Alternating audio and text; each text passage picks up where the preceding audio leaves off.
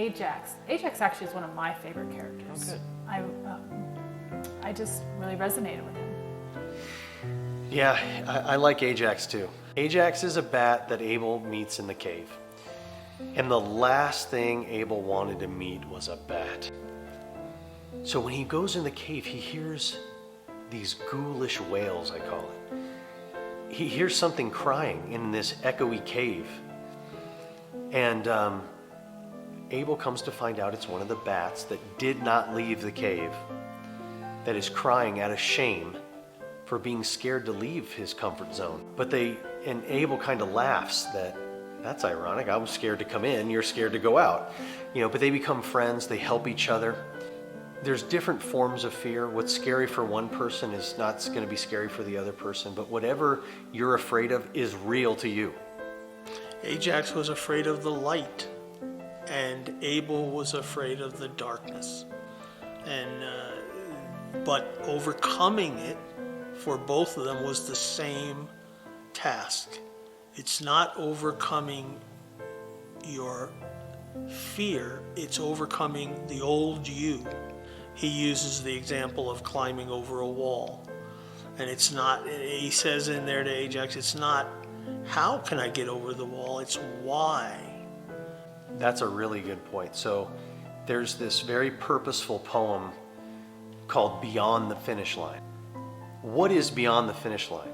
That's going to get you there. There has to be some significant why. For Abel, it's the queen. He has to save the queen. That saves his whole civilization. Without the queen, they all die. But we're not all going to have a significant why like that. But there's a lot of talk right now is what's your why? What's your why? And not to be cliche about it, but really it's what's beyond the finish line. What is so significant that you're going to finish this race? What's so significant that you're going to go into that forest and finish? So Abel makes it through.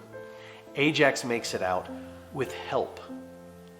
Because I think another form of fear is being scared to ask for help.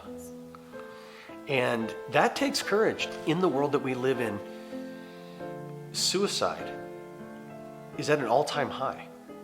And I think it's because people are scared to ask for, so I want young people, whoever's going to read this book, I want them to say it's okay to ask for help. Because we all need help.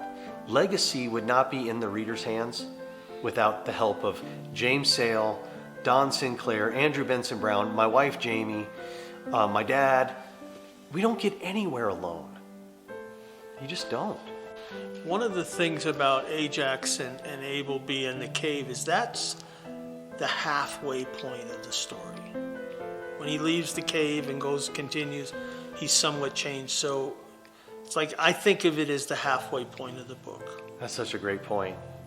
Because what we see happen in the cave is Abel goes from being the guided, having the mentor, having the wise guide, the sagely wisdom being given to him by everybody before the adventure. But in the cave, Abel becomes the mentor. He becomes the person that imparts the wisdom and advice that he'd been given to someone else. And that is a big growth moment for Abel. And it just so happens to save his life.